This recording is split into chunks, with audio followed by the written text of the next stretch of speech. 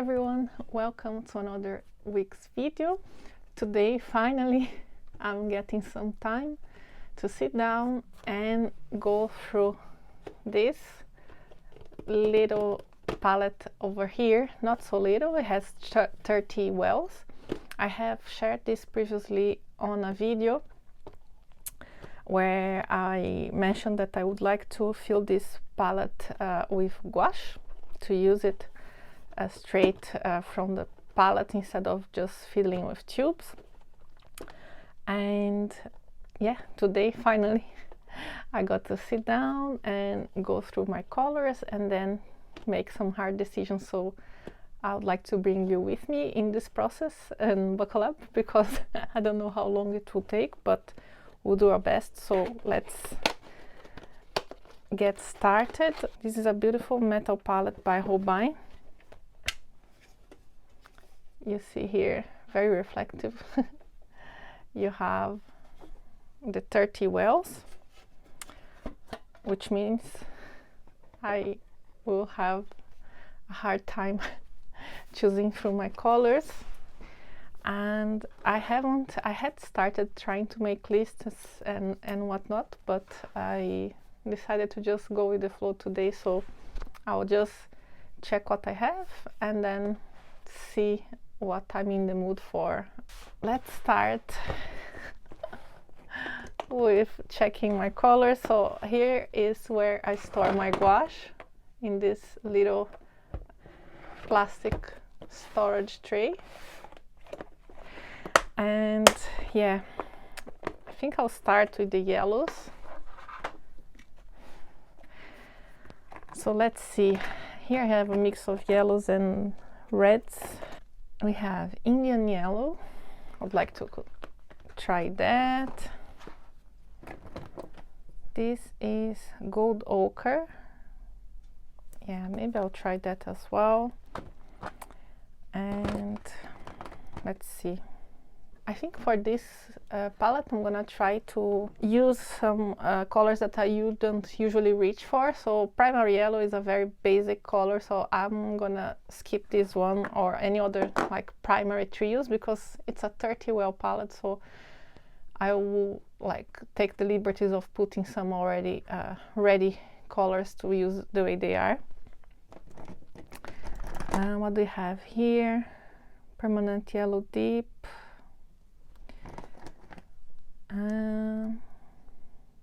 Lemon yellow. We have Artisan neon lemon. This would be a fun one to have, a neon one. Let's see. Let's keep an open mind.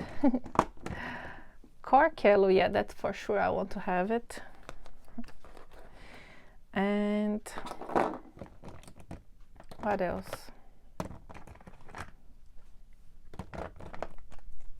See any other yellows here? I have permanent yellow deep from Winsor Newton. By the way, I should mention I have all of this gouache here, but there are some gouache here that I got so many years ago I don't even remember. So don't think that I just went out and purchased all of that at once. I have started with the basic primary or I guess was like a 12 color set from Winsor Newton to see if I liked it, and I went slowly adding tubes here and there. And I think I'm set for the yellows as it is. I may try another, have this Narcissus yellow here. Maybe this is too neon. So I think I'm set for the yellows for this tray. Let's see now here what we have. Amber, for sure I want to use this one also in the palette. It's a lovely, lovely color. I swatched in a previous video. This one, titanium gold ochre, I already had in another palette. In this little palette over here, it's also airtight palette.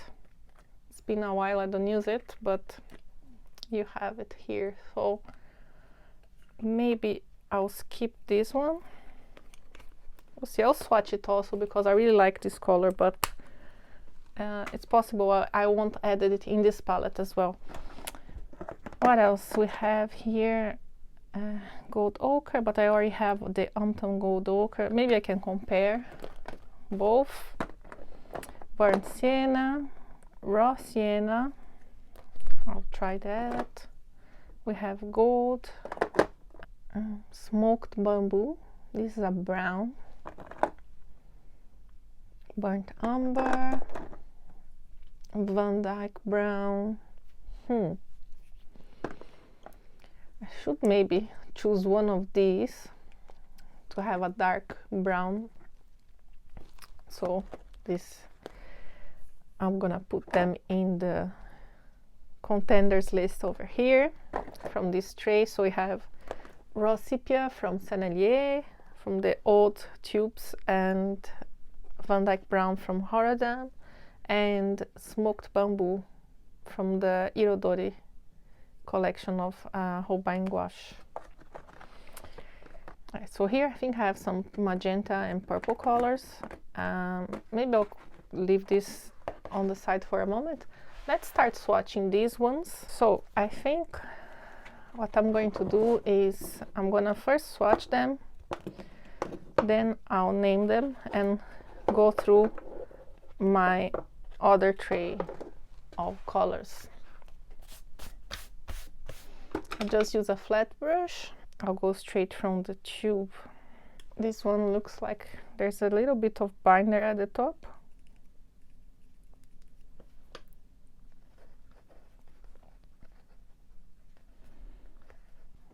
I'm not gonna zoom in particular for these ones because I have a lot of colors to show.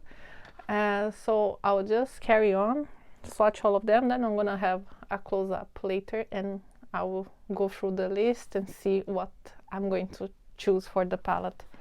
So this first one is the Holbein Indian Yellow. It's a beautiful tone, very warm type of yellow. I made a huge swatch over here because I had to mix a bit. It's strange because usually the Horadam doesn't have binder separation, but it's been a long time I don't use this tube of paint, so now I'm gonna keep this for later maybe. Let's carry on with the amber, no sorry, not amber, Armor Cork Yellow from Holbein. This is perfect straight from the tube, but this is also quite recent purchase. But Holbein gouache, it's always perfection. The texture is very, very nice to work with. And this is a cooler type of yellow, more like greenish yellow. Look how it glides on the page. It's so nice to work with. I think this is my favorite gouache.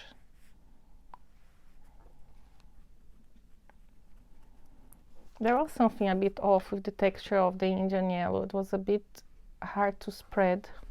Next we have this Arteza Neon Lemon. Wow, that's a fun one. I don't tend to reach for neon colors a lot, but I always like when I see other people using them, so maybe having them like this on a palette already ready to be used will inspire me. This is very, very vibrant. It probably doesn't come across on screen as it does in person, like is usually the case for neon colors. I apologize, my voice is a bit coarse. I am just coming out of a cold, so I hope it's not too hard on the ears. Now we have the amber. This is a beautiful, beautiful tone. This is also an irodori color, as it is the Armor Cork. Amor Cork. I think I said it wrong before.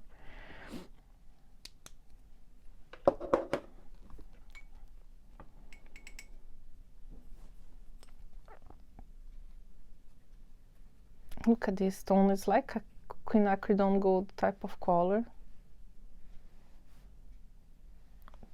This is really one of my favorite Holbein gouache colors. There's another green from Irodori collection that I really love. When we arrive to the green section, we'll see. But this is really, really nice. Now that I see, it's quite similar to the Indian yellow, a bit more orangey. Now let's go with the gold ochre from Winsor & Newton. And this one I can already see a bit of binder separation. Unfortunately, the Winsor & Newton gouache, it happens a lot, binder separation. It's a good quality gouache, but it's a bit fiddly in the sense that if you don't use it for a while, you have to stir it in before you use it. Look at this, it's all very liquid. I have a feeling this will have some issues when it dries. It's a beautiful color nevertheless.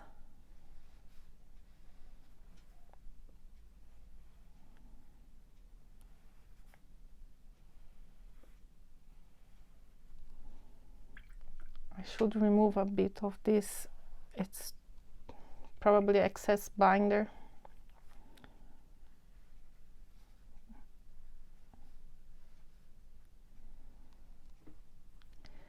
And what happens when you use paint that has a lot of binder like this, that hasn't been properly mixed? It dries with a shiny, sticky finish. Bit like honey type of finish, you know, very glossy, sticky. You can already see here the way it's spreading on paper is very shiny, so I'm expecting it will dry like this, but we'll see. You see that the other ones, they already more or less dried very matte. We'll see how this dries. And we have now the Untoned Gold Ochre. It's the same color name, but maybe it's a different tone. Yeah, definitely a different tone. This at least doesn't have binder separation. We'll see. You see that I'll have a lot of colors in the same family, and I hope that you can see well the colors.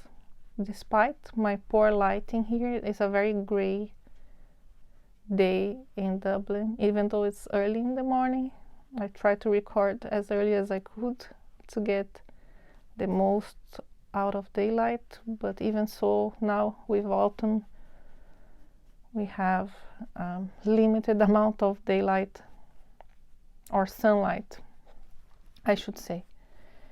So this is Untoned Gold Ochre. It's more earthy than the Winsor & Newton one. Winsor & Newton is a bit more orangey. And what else? Let's do the Titanium Gold Ochre from Schmincke. This is a really nice tone, and it's a single pigment one. This is PBR 24. This is a pigment we also use in watercolor, but it's a very creamy, opaque one. So it's perfect for gouache. You can make Naples yellow light with this. Just add a bit of white.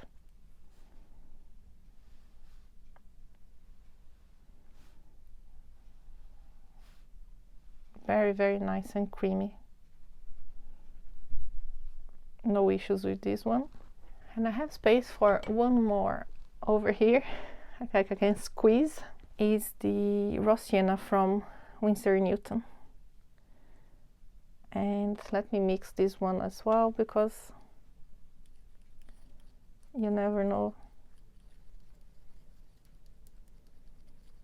By the way, if you want to know what I'm using to mix, this is just a paper punch. Just find it easier to deal with because it's metal, so I just wash it. Let's see.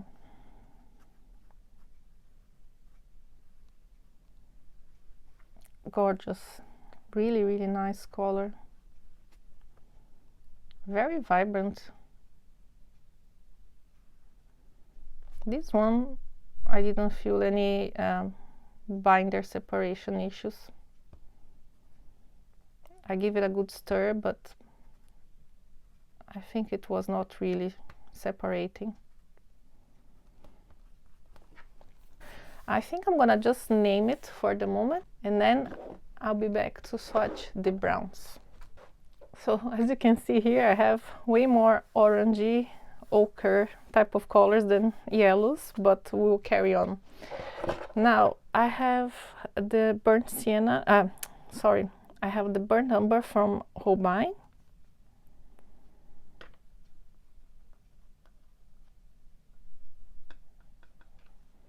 And this is a tiny tube because I got it in a 18 tube set, if I remember correctly. So the tubes are smaller.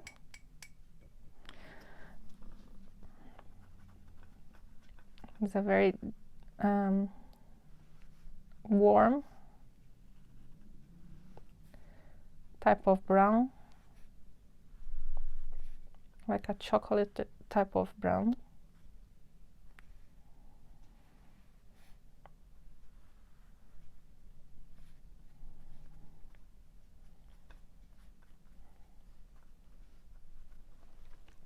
Looks to be quite transparent as well. Now, what am I trying? Let me try this. I'm gonna try the sepia, raw sepia from Sennelier. This is very dark. This is their old tube format. They have changed now their tubes. I bought these in the local shop here in Dublin. They were liquidating all of their old stock, but it's still good. That's the good thing about paint. It can last for a long time if it's stored properly, and this one is definitely really good still. You can see it glides on the paper as soon as I add water.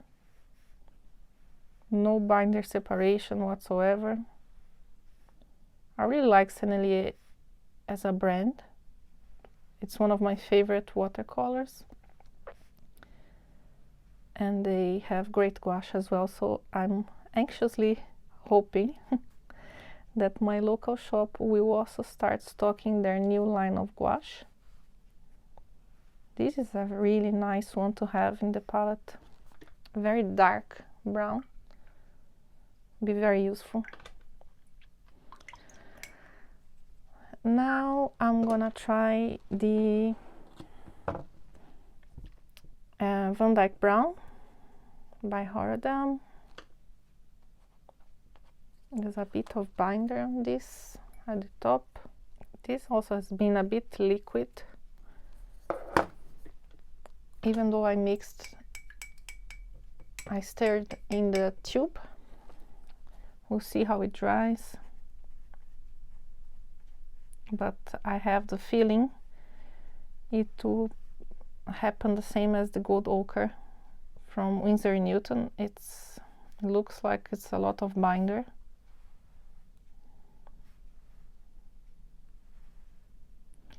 That's another reason why I would like to use the gouache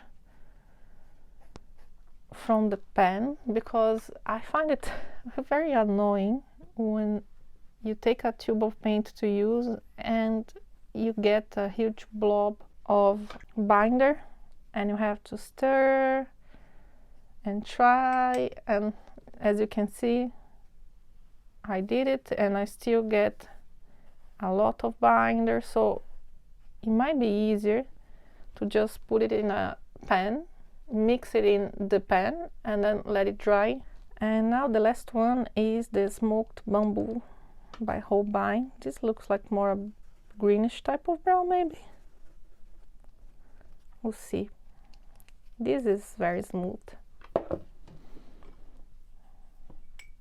And I'm kind of surprised about Horadam having binder separation, because I don't remember having this type of issues with Horadam in the past. I do remember having a lot of binder separation in Winsor & Newton gouache, but yeah, it's unfortunate that it's happened also with the Horadam one. Holbein though never disappoints, as you can see, straight from the tube, smooth, no problem whatsoever, and it dries super matte, as you can see here. So let's go through this last tray of colors, and here we have some purples and magentas. This is Quinacridone Violet from Le Franc Bourgeois. This I got in France. I have a video I'm gonna link here in the card, where I shared some art supplies I got when I traveled to France, and it's a nice brand. I like their gouache. What we have here, Rose Violet from Holbein. I also want to try this one. We have a few neons from Arteza, Neon Coral, Neon Magenta. I think I'll try this Neon Coral here. I have Opera already in the other little palette, but I may swatch again this Holbein one. I think I have the Winsor & Newton one in the other palette. Power Magenta. As I said, I'm kind of skipping primaries. I have this lonely tube of Dalerone gouache, which for me was kind of a disappointment. Actually, I don't know if anyone else had the same experience. I watched the video from Sarah Burns where she was reviewing some brands of gouache, and she talked very well about this brand. But the times that I tried their gouache, it had a lot of binder separation, it was gummy, it was basically horrible to use. And the only one I managed to keep was this tube, and I don't even use it a lot. So I never purchased anything from them again. No gouache from Dalerone. What else? I have this brilliant pink I may try. And here I have magenta. I have some violets also. I have Spectrum Violet, and I have Dioxazine Violet. And this is supposed to be one of the neon violet. Which one is this one? Violet. I might try this one from Holbein. And I have this one, I think, in the little palette. It used to be called Flash Tint. I think they changed the name. No, I actually don't. And I have also this Designer's Gouache, Naples Yellow Reddish. I think I'll try this one and see how it goes. So let's continue. Let's hope the Designer's Gouache is not... Yeah, it does have some binder separation as well.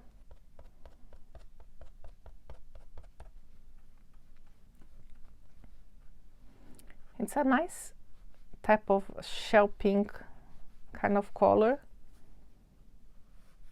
which obviously you can also get by mixing orange and white, but it's a very popular color, so People like to buy it as a convenience mix.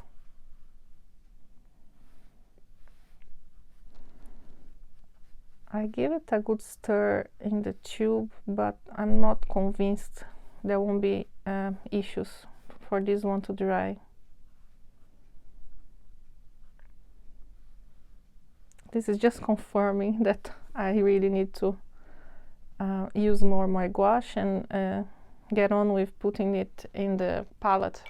It's just, look, it's not drying at all.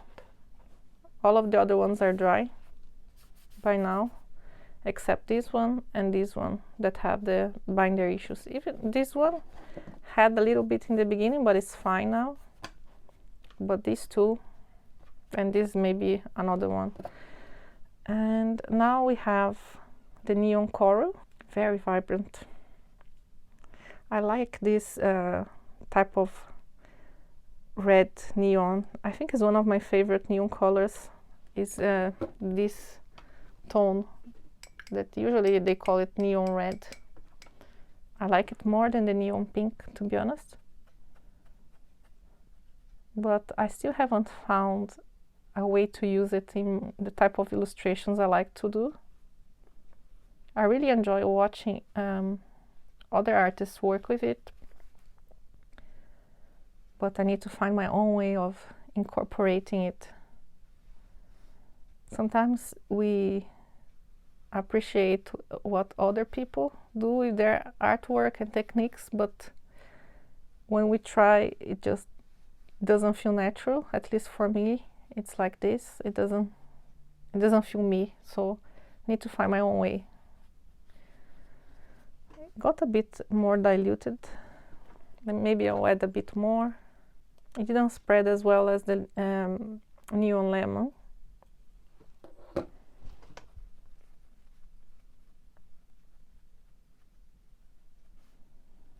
And like I said, unfortunately, these neon colors, they never come across on screen as vibrant as they are in person. These are fun colors to work with, but they are very hard to reproduce. It's hard to scan, it's hard to film. It's just something that you can appreciate in person as they are. Now, let's try the brilliant pink. This is like a bubblegum type of pink, which is not a color I use it very often, except for adding rosy cheeks to my characters, which I love. But maybe it's an opportunity to try different color combinations apart from the usual that I know that I like. Again, Holbein, very smooth, no binder issues. If you want to invest in a brand that you know you can trust to be always good to use with no shenanigans, that's Holbein. It's very consistent. I never had issues with any of their supplies. Now let's try the Opera. This is another neon, very vibrant pink, and this is gorgeous. I get why it's so popular. I love this vibrant pink. It's so nice. I think this one I can find a way to use more easily than the other ones, because it's a neon and it's vibrant, but it's still not as in your face. So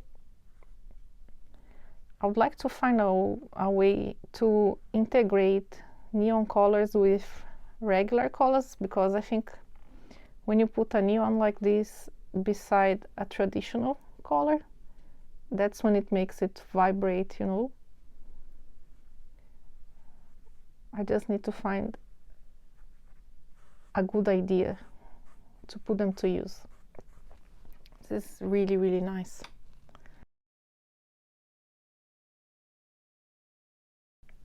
I have to say, as I was painting this, I started feeling a strange smell, and I took the tube to sniff at it and see if it was the paint, and indeed it smells a bit like fish, which I assume it's a sign that the paint has gone bad. So I'm not sure. Let me know in the comments if it happened to you. It already happened to me with a tube of, funny enough, it was also an opera pink, but it was the Holbein acrylic gouache. It happened the same thing. I had this tube of opera pink. One day I opened it and it had this horrible smell, and I had to throw it away. This one has a bit of this smell, but it hasn't been so bad as the other one. I'm tempted to use it still, but I don't want to have artwork that smells like fish, so I'll see what to do. It's unfortunate because look at the tube, it's still full.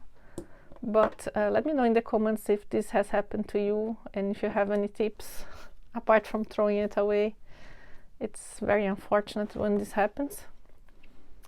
I wonder if there's something about this color in particular that causes this to happen, because twice with the same tone, it's a lot of coincidence. Now I have the rose violet.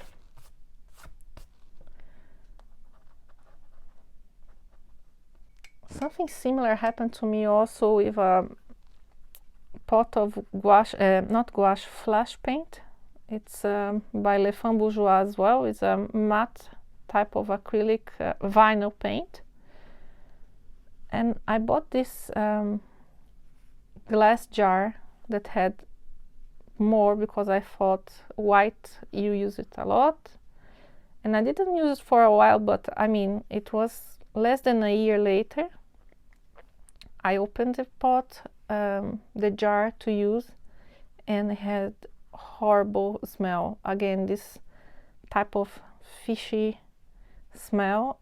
The texture was off, it was all separated, and it was unusable. And it was so unfortunate because it was less than a year after I purchased it. I tried contacting Les Femmes Bourgeois to tell what happened, and they just told me it never happened to anyone before, so that's it, you know. I basically could not do anything about it.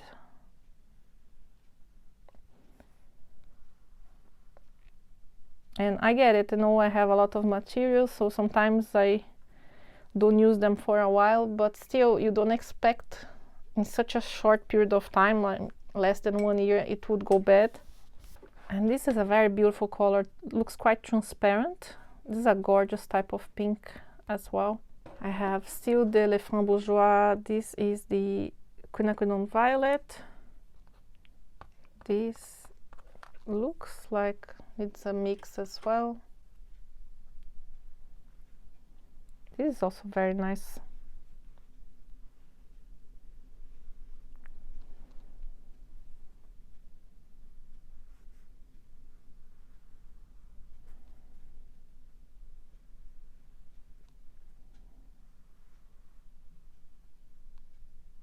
Very unusual color to have in gouache. I think that's why I purchased it.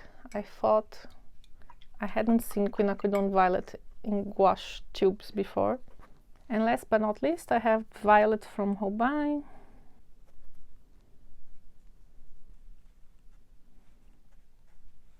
It's very vibrant. Looks almost like a neon violet.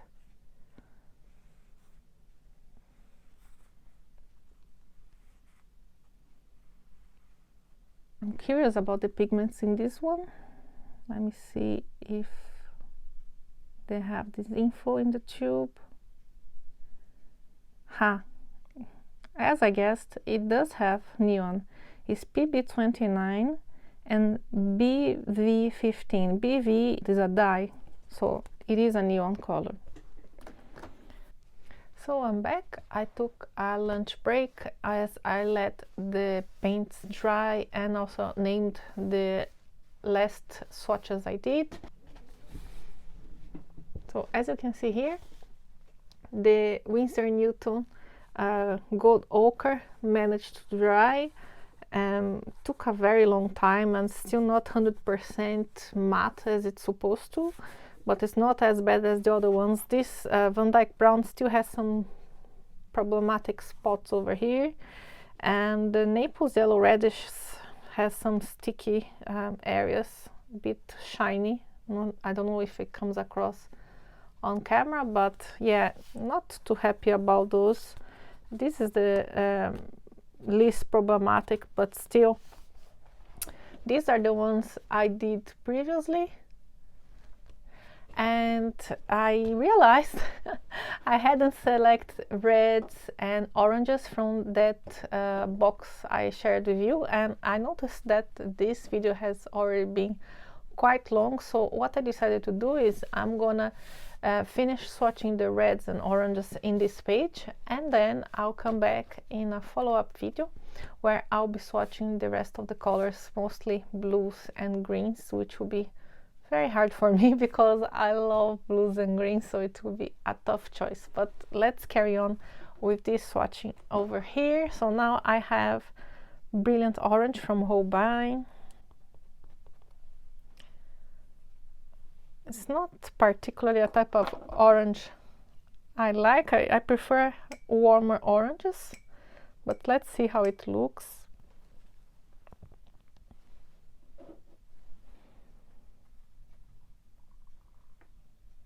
It's actually a nice orange.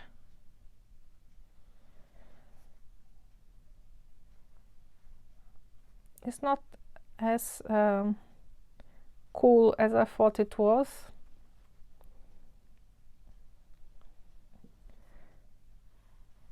I think it's a classic type of orange, very transparent as well, and this one is PO13. Don't know if I've heard of this pigment before, but doesn't have light highlight fastness, is only 1 star. Now I have another orange, and this one I really like. This is from Winsor Newton. It's called Orange Lake Deep. This I have in my other small palette, but I'm swatching here to check compared to the Holbein one, and incredibly enough, this one didn't have binder separation, it looks like. Yeah, this is a really nice reddish orange.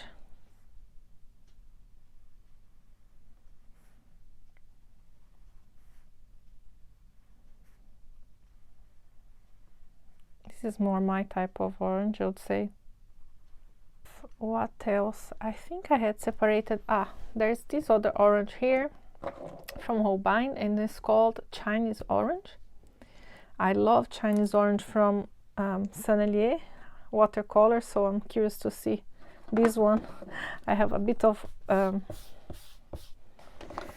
dry paint crumbles in my desk, so just cleaning that up. And now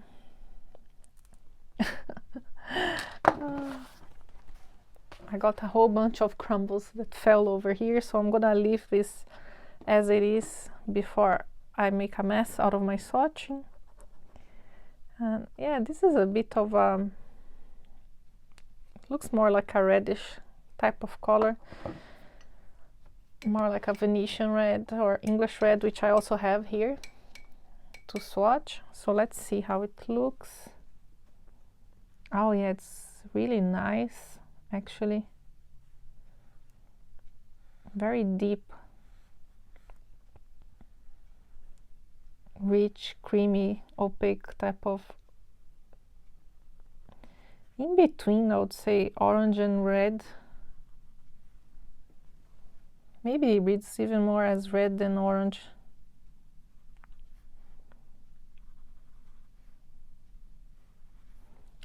It's kind of a brick red type of color. Hard to judge. Maybe close to the orange it looks red, but maybe if I put close to a red it would change the perception, but it's a very interesting color. Let's see, now that I mentioned the English red, let's try. I have here English red from, let's try first the Venetian red from Winsor & Newton. Let's see.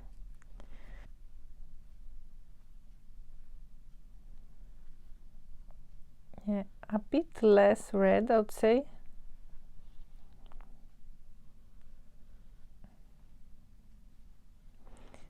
They're very similar, I would say. And now I'm curious to see how the English red is in comparison. And let me check again the pigment. So for the Chinese orange, we have PR9, PO36, and PR101. So 3 pigments. Then for the Venetian red, we have PR9, the same, PR101, same, and PY74. So this one has an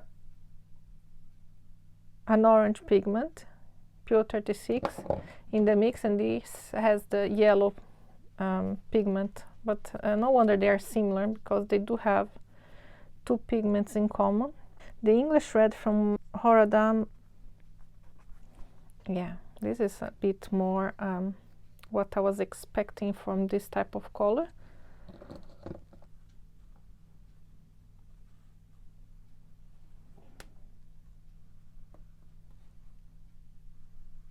They are all very similar. You definitely don't need to have the 3 of them. I so happen that in time I already have one and I try another and then I end up with these 3, but look, they're very, very similar. I think from the 3 of them, I'm more tempted to use the Chinese orange. Don't know why, but any of these could work actually. Now I have 3 reds to swatch. Let me try to get here on screen. So I have Carmine, Flame Red, and Vermilion Red. So I think I'm gonna start with the Vermilion Red from Horadam. Nice. It's like a Paro red type of color. This one is PR255, which I think it is in this family of colors. But yeah, it's a nice type of tomato red color.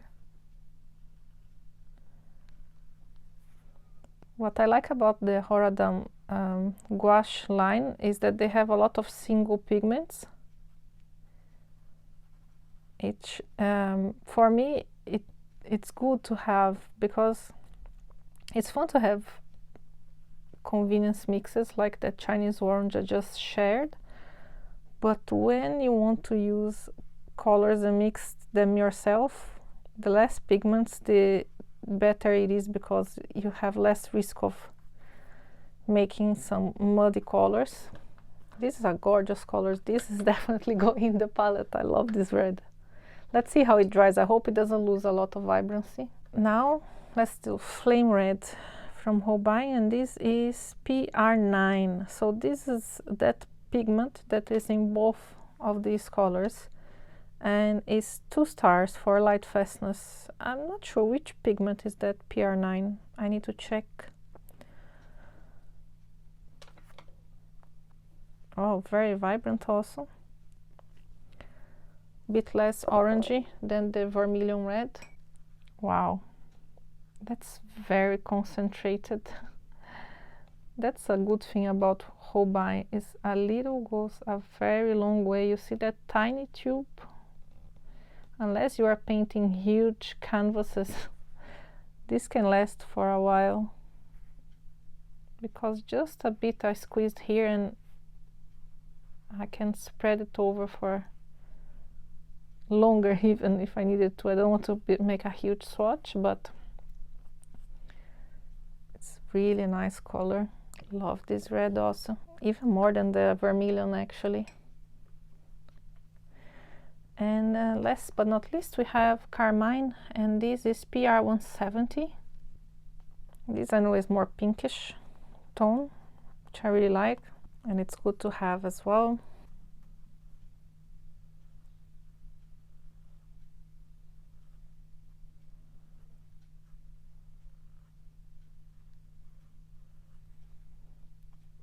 gorgeous.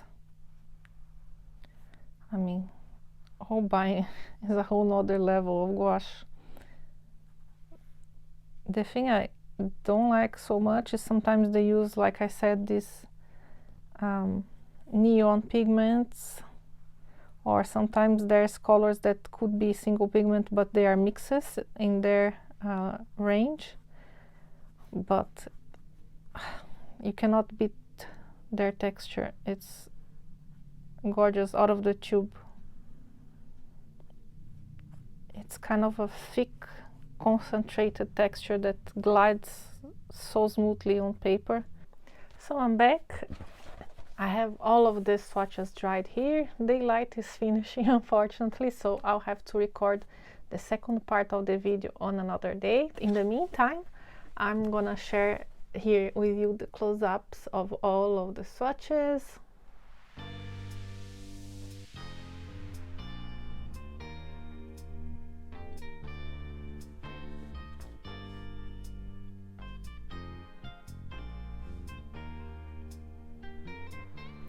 You'll notice here I put a little heart on the colors that I really like, so I'll go through them quickly now. I love the Indian yellow from Horadam, even though I had some difficulty in the beginning spreading up the paint. The texture was a bit off, but I really love how luminous it is. And I also love the amber from Holbein, and even though they are very similar, this is a slightly more warmer, more towards orange than this one, but I really love both of them, so I'll have to think about if I want to have both of them or just one and which one I want. This is a single pigment one, so that will be great also for mixes. Love the Armor Cork from Holbein. This is a nice cool yellow to have. The artisan one I like, but I'm not sure if I should include it, depending if I have space left. What else? From this row, I really love the Raw Sienna from Winsor & Newton, even though, again, same family as these other two here. So we'll see. From this row, I really like the Sepia from Sennelier. I think is a great alternative to black. And yeah, very dark, very rich color. The Smoked Bamboo from Holbein is also nice because there's some slight texture, which I think is nice. And yeah, what else? From this row, I really like the Opera Pink, even though there was that strange smell. I sniffed at the paper and I couldn't feel anything after it dried, so there might be hope for this paint still. You let me know what you would do in my place. I'm curious. I love this Rose Violet by Holbein. Definitely want to include that. Beautiful tone. The Quinacridone Violet is not my favorite type of purple, but I think it's always helpful and useful to have a purple in the palette or pre-mixed, so, or not pre-mixed. This case is a single pigment one, but to have already a purple from where I can develop other tones of purple if I need. This will save time for color mixing. I love the Orange Lake Deep, but I already have it in another palette, so I'm not sure if I would include this one. And I was really uncertain which of these two I like the most, the Chinese Orange from Holbein or the Venetian Red from Winsor & Newton. I don't know, they're so similar, but at the same time, the Venetian Red is a bit more on the transparent textural side. This is a bit more flat, opaque, creamy side, which is good for gouache. So I just kept going between both and could not decide which one I prefer. I don't know, I have a feeling I like this one a bit more because of the transparency, but I'm not sure because I'm so used to watercolor. Sometimes I have to forget that I like watercolor and transparency and think that gouache opaque is good, so I still have to figure out this one. And I love this trio over here. I really love it. It's a gorgeous red. The Vermilion Red lost a bit of vibrancy, but not too much. It's still a really nice single pigment to have. The 255 I checked is indeed Paro Red, is a Scarlet Paro, which is great also for mixing. And Carmine, I mean, this cool red is just so gorgeous. I could not like that, so I counted here.